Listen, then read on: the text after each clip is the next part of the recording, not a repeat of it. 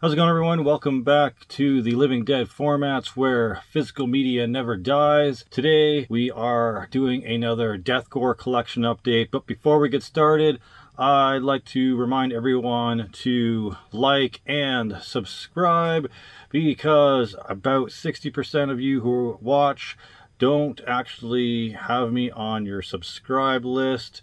So if you see me every now and then pop up and think I'm subscribed, well, YouTube messes with people and you might not actually be subscribed. So maybe go check out that big red subscribe button and make sure it is clicked, especially if you want to see metal and punk and horror updates from me on a monthly basis. And sharing a video that you like would greatly help out the channel so that more people can get informed of when I upload and see some new cool tunes or spooky new movies to check out. Let's start off with some deathcore slash melodic death metal from California, USA, and that is As Blood Runs Black. This is their second album, Instinct, from 2011. As Blood Runs Black started in 2003, which is surprisingly early for the deathcore genre, and especially for a band that isn't as big as, let's say, Carnifex or Whitechapel or Chelsea Grin. So yeah, for these guys to have started slightly before some of them or same time around as them, I'm surprised that these guys don't have a bigger name. But I feel like the people that know about As Blood Runs Black are, well, in the know, because these guys are pretty darn good. I'm not as familiar with their third album after this one, but I know this one, and especially Allegiance, was really good back in the day. I think they broke out with their single Hester Prynne for Allegiance. But yeah, that was big, and then this one came out with a slightly different sound, hence the melodic death metal sprinkled in there. But yeah, besides this, they also have 4 demos kicking around out there. This album has a bunch of noodly type of riffs in there, obviously a lot of chugs. The type of vocals that are in this are low growls, mid raspy type of vocals, and some low kind of shouty type vocals. There's that usual kind of melodic deathcore type of riffs, and then there's that kind of staccato metalcore riff that pops up every now and then in this. These guys have a lot up their sleeve to show when it comes to deathcore and kind of branching outside of the usual sound. I really enjoyed this. I listened to it on a trip up to Toronto a while back. Yeah, I remember listening to this on the trip back home from there and was pretty impressed. Surprising how the deathcore type of like chugs and breakdowns and stuff really mixed with the Amon Amarth slash Death Clock style riffs and things like that mixed together. It's surprisingly good. Not as well known or as good as their first album, Allegiance, but honestly, if you stopped after that album, you're missing out, because Instinct is a pretty decent follow-up for As Blood Runs Black. Let me know your thoughts on this project out of California, USA. Next up is a couple of albums that kind of needs to round out my deathcore collection. I've been slowly picking up albums here and there from them. I'm probably never going to get Dead in My Arms, especially at the price Discogs and eBay want it for. If it somehow slips into my local Deja Vu discs, that would be nice, because then I could pick it up for probably around $10.99. But who I'm talking about are Carnifex. So yes, I picked up Slow Death and World War X. Let's check out the back of Slow Death. If for whatever reason you haven't been keeping up with these videos or know who Carnifex are, they are a deathcore band that started in 2005 that are also out of California, USA. And besides the 2 albums I'm showing in this video, they have 7 more albums and 3 EPs. Let's check out the inside of this. Alright, so the disc is pretty much what the cover art is, and under that is more skulls. There's a pretty big skull theme with this band if you see their other works as well. So this album, this kind of just predates their black metal kind of sprinkling in here and there. This is their more slower, more heavier, down-tuned album. Dark Heart Ceremony is really good. Drown Me in Blood is really good. 6 Feet Closer to Hell, pretty decent Carnifex style of deathcore. Their vocals are generally mid to high tone growls, with the odd lows thrown in here or there. They're usually more of the higher end of the spectrum when it comes to growls and the tone of it. You don't normally get too crazy low vocals out of them. Usually have a very dark, intense atmosphere. And yeah, if you are used to the albums before this is pretty much along the same vibe. But they do have a little bit different taste for this one. Again, slightly, not doomier, but kind of has that darker, more intense atmosphere before they start adding in the black metal stuff that comes in the following album. Slow Death, of course, is from 2016 and is their 6th album. World War X is from 2019 and is their 7th album. This one is where they do start to add some black metal elements to it. I believe Wikipedia and Metal Encyclopedia say it's like atmospheric black metal, but all black metal is basically atmospheric in one way or another, so a little redundant to say atmospheric black metal in my opinion. But I do get what they mean. Some black metal is a little more atmospheric than others, but it's all generally meant to be a grim, dark kind of atmosphere. So yeah. Anyways, this is mostly what Slow Death was, but more on the higher screams, trying to sound more like black metal vocals than the usual like mid growls and like previous Carnifex vocals. They are adding a little bit more tremolos and higher tremolos in there to sound again more black metal-y, but then they will add a dark down tempo chugging breakdown type of dealio as well and continue on their more traditional sound. This one is a pretty good album. Nothing to me super duper sticks out. They do have a couple of features in here. No Light Shall Save Us has Alyssa White Glues, who is currently the singer of Arch Enemy but used to be the vocalist for The Agonist. You don't really hear too much from The Agonist anymore, interestingly enough, probably because the new vocalist isn't that great, although I did enjoy a track or two. But anyways, this also has a feature from Angel Vivaldi on the All Roads Lead to Hell track. I'm not sure who Angel Vivaldi is. Didn't really research that, and the name doesn't stick out in my mind. So if you want to go to the comment section and let me know which project Angel Vivaldi comes from, that would be cool. I think the title track, World War X, is pretty good from what I remember. I did give this a listen the other day. It's not one of those albums where some tracks really stick out to you. It all had a fairly uniform sound, except for the odd part that was a little bit more black metal here, a little bit more somber here, a little bit more chuggy chug breakdown here. A fairly uniform album with its own sound that borrows again from Slow Death but also incorporates black metal. So yeah, let me know what you thought of World War X. I think I remember a lot of people giving it good reviews and talking well about it from back when it first came out.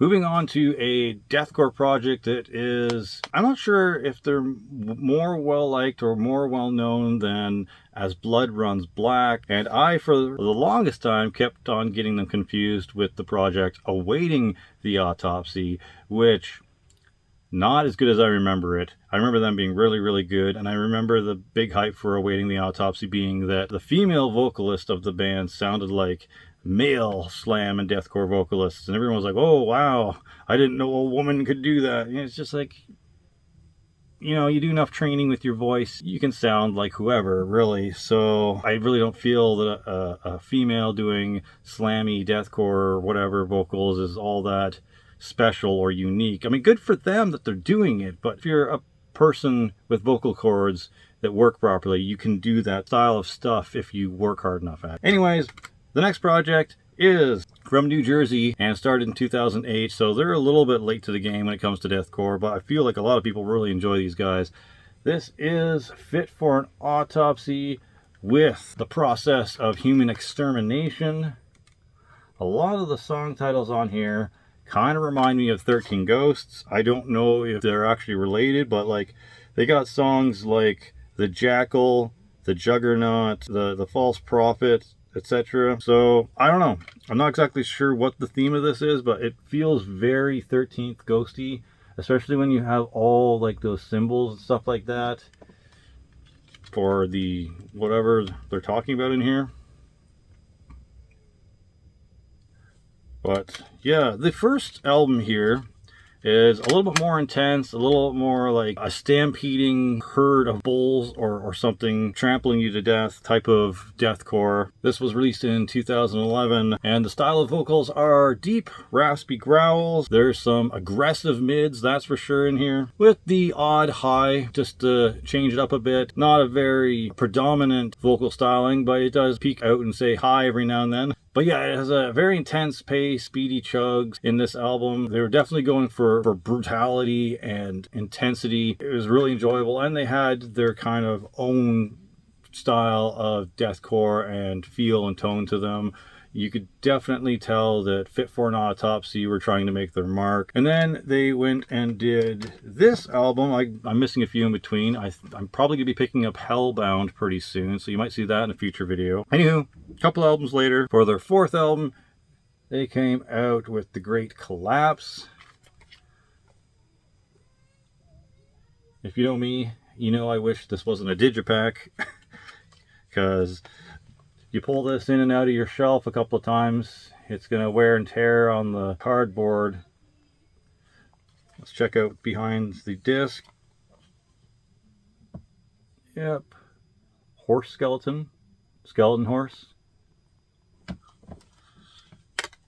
I always dug the skeleton horses in Minecraft when they popped up, and then like 4 skeleton jockeys would pop up and light your ass up with arrows. The whole Minecraft chicken jockey thing and craze going on right now is pretty wild. This will be a very dated video in the future, I'm sure. Be interesting to see what happens for the second Minecraft movie. Anyways, skeleton horses aside, this album by Fit for an Autopsy went a slightly different direction. This one had slightly more down-tempo riffs and time signatures, a little bit more menacing, definitely going for like a more darker, foreboding atmosphere. Honestly, I feel like I enjoy this one a little bit more than their first album, but honestly, their first album is better than a lot of deathcore out there. So yeah, Fit for an Autopsy,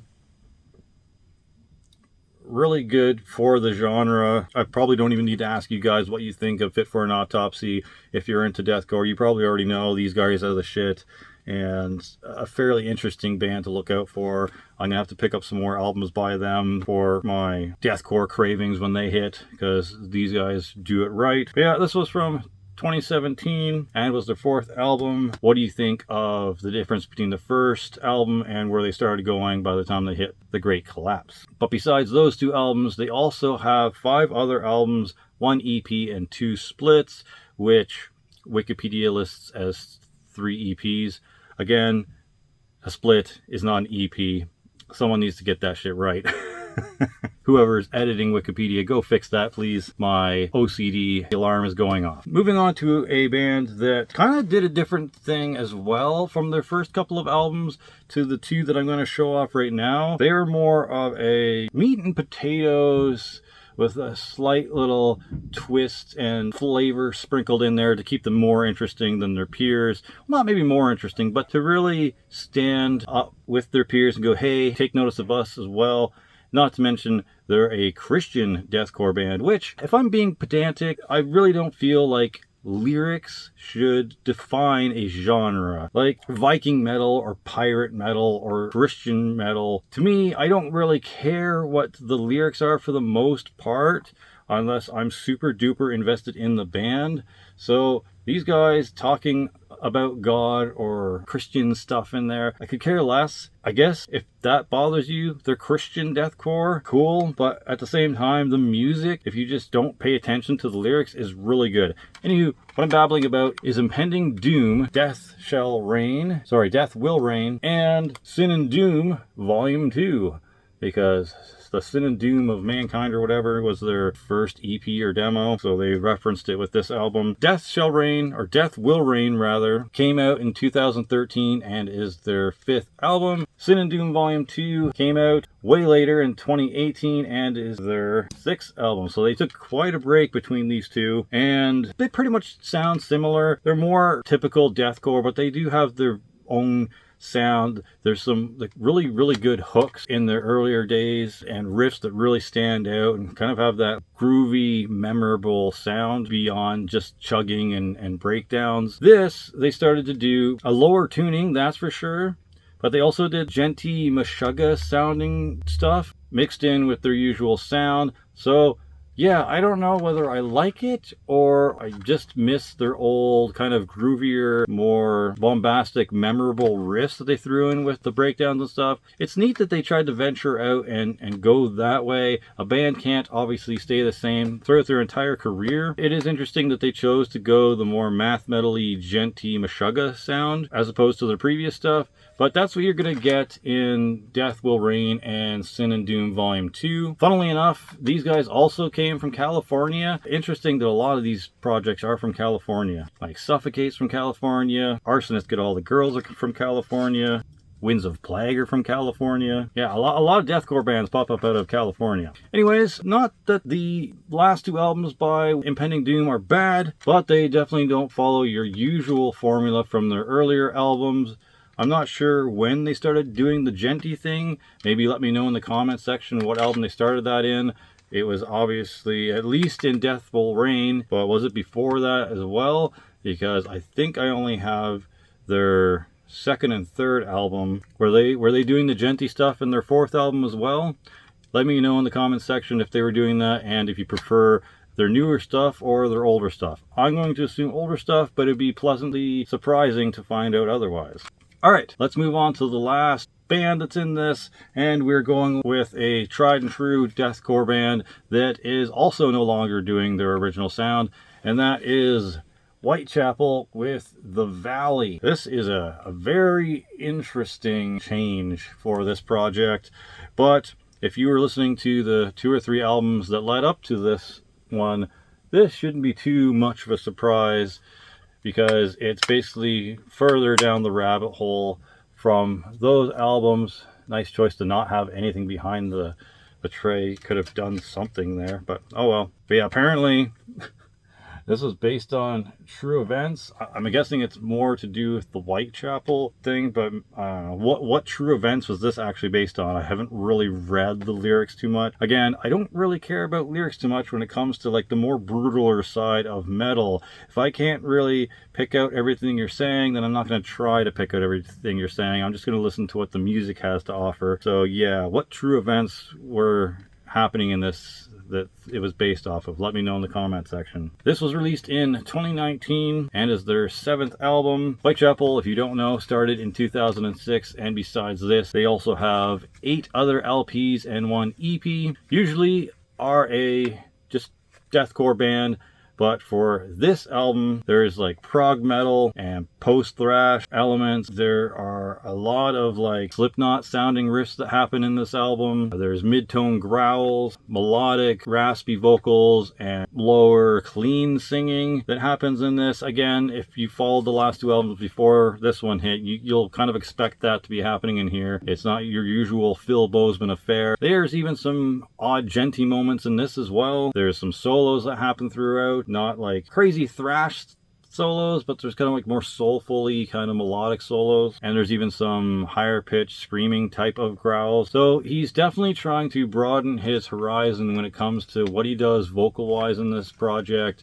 He's doing growling and screaming and highs and mid-tones and melodic vocals and cleans and stuff like that. He's just pulling out all the stops that he can for this project, and I guess it's nice that the rest of the musicians that are in this band are allowing Phil to really experiment with his range and what he can really do. Usually when you get into a band that is deathcore or death metal or like try to go the brutal route, normally that's all the rest of the band members want you to do for the most part. You might have the odd guy trying to slip in something different, but it's not usually anything too crazy or out of the realm of what you're already doing. Phil Bozeman was allowed to do all the things in this project by this time, and it's interesting. It's very kind of how Slipknot, I know I bring Slipknot up a lot when it comes to projects like this, but it's because of the tone of the guitars and the way that they have the certain vocal harmonizing and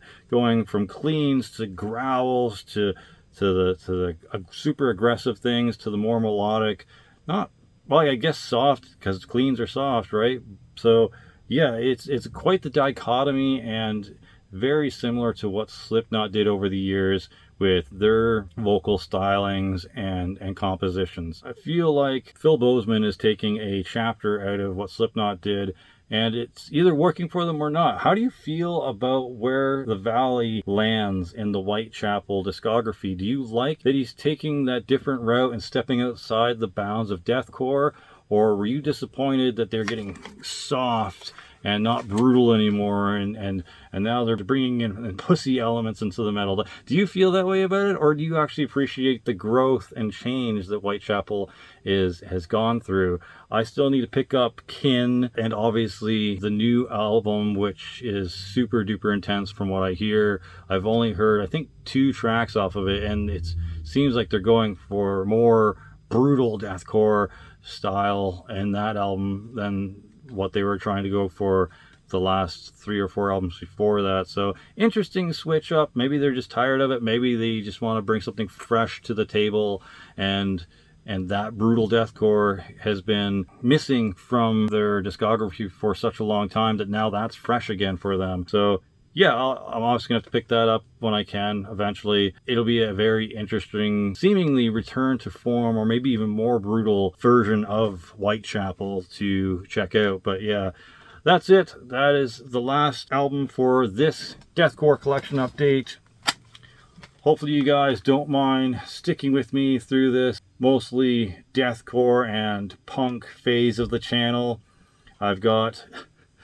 If we're looking at the size of this stack and the amount that's still to come when it comes to deathcore, there's probably another 5 or 6 more stacks like this coming in your future, and it seems like the same amount in punk and other metal, because there's at least 3 stacks of just odd new metal and death metal and slam that's going to be bunched together, and then probably a couple of stacks of punk that's going to be bunched together in the future. And I also have a full horror movies to watch or avoid episode with mostly Giallo in it. So if you like Giallo, that's coming soon as well. So yeah, cheers. This has been the Living Dead Formats channel. Remember, they can take down streaming, but they'll never take our discs. Keep on collecting, my friends, and we'll see you in the next video.